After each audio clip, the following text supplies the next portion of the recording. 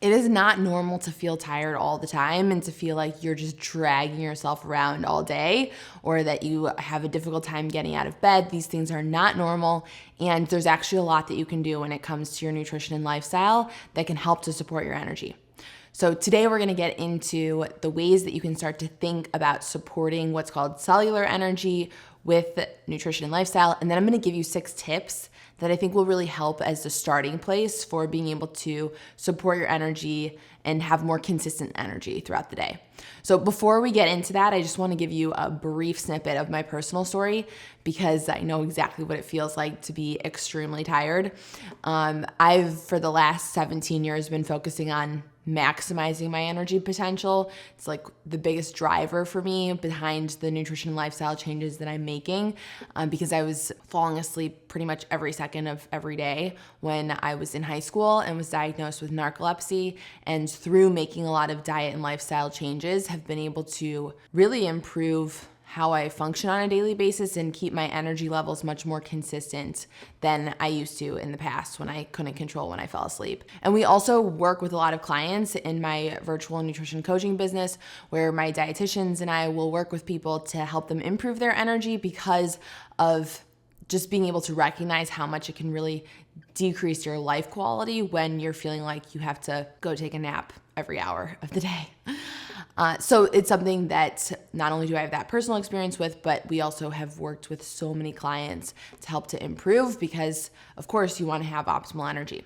So let's talk about just the idea behind shifting your mindset from this idea of like, let me limit the foods that I'm eating because I'm trying to count calories, to this idea of fueling your cellular metabolism or fueling your cellular energy. So you have 37 trillion cells in your body. It's a lot of cells, and they're basically your factories of your energy. So if they're not getting the right ingredients, we could say, then they're not going to be able to perform at their highest level, and they're not going to be able to help you feel like you're functioning and really thriving. So these cells are like those energy factories that I just talked about. You've probably heard of mitochondria. If you haven't, just a brief background of mitochondria is that they're the powerhouse of your cells. So they help to take your food that you're eating and then convert it into energy, or what's called ATP, which is adenosine triphosphate, which is our cellular energy, literally. So the role of the mitochondria is to create this level of energy for your cells. So when it comes to being able to do that most efficiently, there's a lot of things that are impacted by your nutrition and the foods that you're eating and your lifestyle that can help to support those energy factories to produce more energy, essentially. So when it comes to my 6 tips for you to do that, I want to just break them down step by step so that they make a lot of sense, and then hopefully you can pick a few takeaways. The first one is to maintain balanced blood sugar throughout the day. So if you're eating, like, let's say, a sandwich that has 2 slices of bread and then a side of potato chips, or you're eating something like pasta or pasta salad or something along those lines, and that's like let's say your lunch, you're likely going to feel really tired within an hour after eating that, because what's happening is it's spiking your blood sugar, and then your blood sugar within that hour is going to start to crash after the peak that happens at about 1 hour after you eat. So when you start to crash is when you're going to typically feel more tired. And I sometimes relate it to feeling like you're just swimming through mud within your brain, that it's just like you're not powering on and you're not firing on the level that you want to be in order to process things cognitively.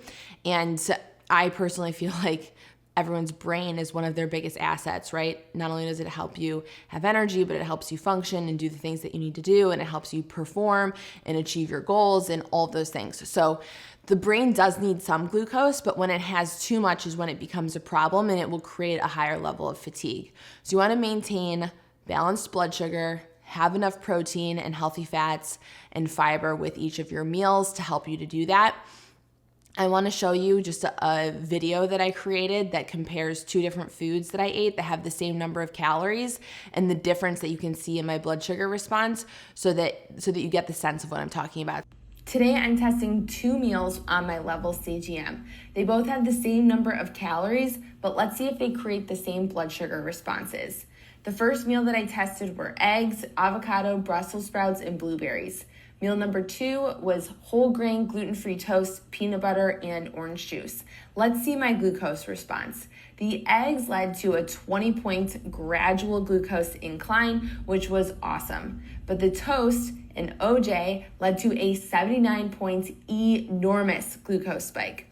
These meals have the same number of calories, but completely different glucose responses and effects on the body. The toast, shown in green, led to a massive glucose spike that took hours to come back down, whereas the eggs led to a smooth increase and decrease for steady energy and fewer cravings. Okay, tip number 2 is to eat more nutrient-dense foods that have the micronutrients in them that fuel this energy metabolism process. When you take your foods, you have your carbs, fats, and proteins that I'm sure you've heard about. Those are like the building blocks of your metabolism. You then need to convert those into ATP or energy. And the super interesting thing is that it's actually the micronutrients, meaning like the vitamins and minerals that are coming in through your diet that are the cofactors and coenzymes that help that every step of that process actually happen so that you can take your food and you can convert it into energy. So some of the nutrients that are really key for doing that are some of your B vitamins like vitamin B1, B2, B3. Magnesium is super important for that as well. CoQ10, which is technically an antioxidant actually, but we'll still include it under your vitamins and minerals. So you want to eat foods that have more of this nutrient density behind them so that you have the coenzymes and cofactors to be able to, like a domino effect of pushing down all the dominoes until you get to that place of like optimal levels of energy conversion. Foods that you can eat that are really rich in some of those nutrients are going to be a lot of your whole foods, but particularly things like pumpkin seeds, chia seeds, even organic chicken and certain animal meats, broccoli, spinach, are just a few. Definitely make sure that you're getting more nutrients in the foods that you're eating. The third tip for naturally improving your energy is going to be hydration. Your cells need to be hydrated if you want to be able to have that consistent energy throughout the day. So it's like a plant that you need to continue watering if you want it to feel like it's flourishing throughout the day. And dehydration is not only the fastest way to develop premature wrinkles, but it's also one of the fastest ways to feel like you're really tired. So one, I would suggest making sure that you are trying to get at least half of your body weight in fluid ounces. So that means like if you weigh, let's say 140 pounds, that would be about 70 fluid ounces. The second part is going to be making sure that the water is filtered. I personally like reverse osmosis. It does strip some of the minerals, but you can replace those. But making sure that it's a filtered water source or reverse osmosis. We have a reverse osmosis system underneath our sink and we just installed it, so it was pretty easy, but you can also get some that are like on your countertop. The third thing is making sure that you have enough electrolytes to keep you hydrated. So what I see sometimes is people that are drinking a lot of water and then they have to pee a lot because they don't have enough of the sodium, potassium, and magnesium in their diet to help to bring that water to the intracellular space. So when you're drinking a lot of water and you don't have the electrolytes, it'll stay extracellular, like your extracellular fluid, and then you'll basically just pee it all out. When you have the electrolytes, it helps to cross into that intracellular space so that your cells actually recognize that you have hydrated. So that's really key too, making sure that you have an electrolyte that doesn't have a lot of added sugar or unnecessary ingredients is really key as well for overall hydration. Step number 4, we're gonna get into some of the non-food factors because you could be eating a perfect diet, but if you aren't addressing some of the other lifestyle factors, you're not gonna be able to maintain your highest level of energy. And again, there's actually so many things that you can do to support energy. I could make this like 20 tips, but I want to start out with just like 6 very specific things so that you can take 1 or 2 and try to maintain a certain level of consistency around them. So the 4th tip is around sleep. In order to feel energized throughout the day, you need high quality sleep at night. And one of the key ways that you can do this is with proper sleep hygiene. And the first step of proper sleep hygiene is aiming for going to bed around the same time every night and then waking up around the same time the next morning. So if you're going to bed around 10:30, trying to stay consistent with that every night of the week, and then waking up at 6:30 every morning, so that you're helping to support what's called your circadian biology, or it's also called circadian rhythm, which is essentially when your body knows when to expect to be sleeping and then when it can expect being awake. This helps to tie in hormonal regulation so that you're producing melatonin at certain times of the night and you're producing serotonin and cortisol at certain times of the morning that are going to help you feel more asleep and then more awake in the morning. So being able to have that natural rhythm is very, very helpful, especially if you're someone that feels like you can't really stay asleep. Trying to just get in the habit and the routine of going to bed at the same time is really key and can help to get you into a deeper stage of sleep. In my virtual nutrition business, my dietitians and I, we often will look at people's sleep data through things like an Oura ring or a Whoop band. And it can tell us not only how many hours of sleep you're getting at night, but also how deep the stages of sleep that you're getting into are. So that helps us see how much REM sleep you're getting. And then it also helps us see how much deep sleep you're getting. And in order for you to get more of that REM sleep and that deep sleep, you want to try to go to bed around the same time. And then you also want to try to cut off your exposure to blue light at least 1 hour before bed. I'm guilty of this, or sometimes I'm like working late into the night on my computer, which obviously is going to expose you to some blue light. And so what I'll do is I'll put on some blue light blocking glasses to help to decrease that. My phone, I keep on the lowest setting of actual light emission so that I'm not getting overly stimulated by it before I go to bed. So you can use things like blue light blocking glasses. You could change out your light bulbs in certain places of your bedroom where then you're turning that lamp on that has the red light that's going to be more calming and less stimulating. And then also in an ideal situation, you would just cut off the exposure to blue light at least 1 hour before bed. But I know that's not always possible. Okay, so then the next tip that I have is to incorporate regular movement into your day. Not only is this important for blood sugar and metabolic health, but it's also super, super key for mitochondria, supporting your cellular energy.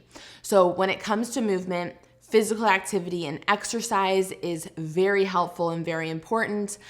Strength training a few times per week. But the other thing that you could just start with, like let's say that you're not moving at all, would be trying to get more steps in throughout the day. Ideally, it would be 8,000 to 10,000 steps per day, but if you're starting out at, let's say like 2,000 steps per day, then just trying to increase that to 4,000 or 6,000.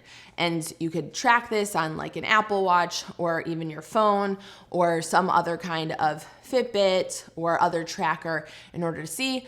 If you don't want to go to that level of tracking, then you could even just start with blocking out 20 minutes in the morning and then 20 minutes in the afternoon to have that regular movement. So this helps with mitochondrial health. Living a long life is what it helps you to do, in addition to supporting your mitochondrial health and your metabolic health.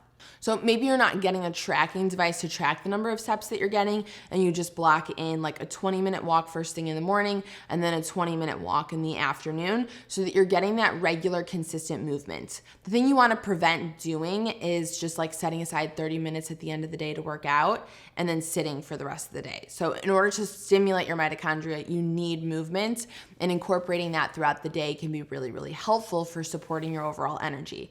Like the more stagnant that your actual body is, the more stagnant that you're gonna feel. The last tip is deep breathing. Taking deep breaths throughout the day is so key for helping to support your energy. I've been using this for so many years. When I'm feeling tired throughout the day, I like immediately will step into deep breathing exercises. So you wanna breathe deeply through your belly so that you feel it actually inhale and expand in your belly. And then a deep enough exhale where it's contracting. Now, I'm 24 weeks pregnant, so I literally hardly felt my stomach move. But if you aren't pregnant, then your body's probably expanding and then contracting with those deep breaths. This is much better than shallow breathing, which is what people tend to do when they get really stressed or they're just like in the moment and they're not being very conscious of their breath. They'll typically shallow breathe, which can change some of your stress hormones and will actually make you feel more wired and tired at the same time.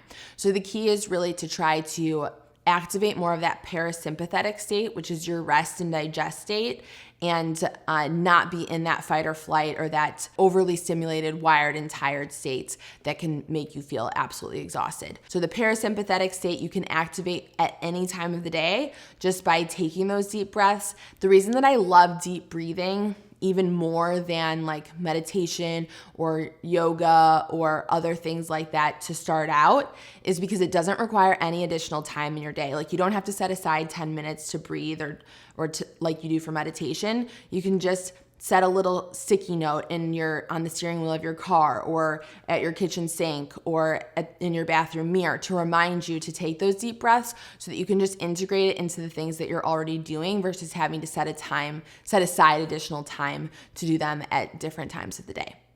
So I hope that these tips were helpful. Write in the comments below what you're gonna try to do to improve your energy, include any questions that you have, and I'll see you soon.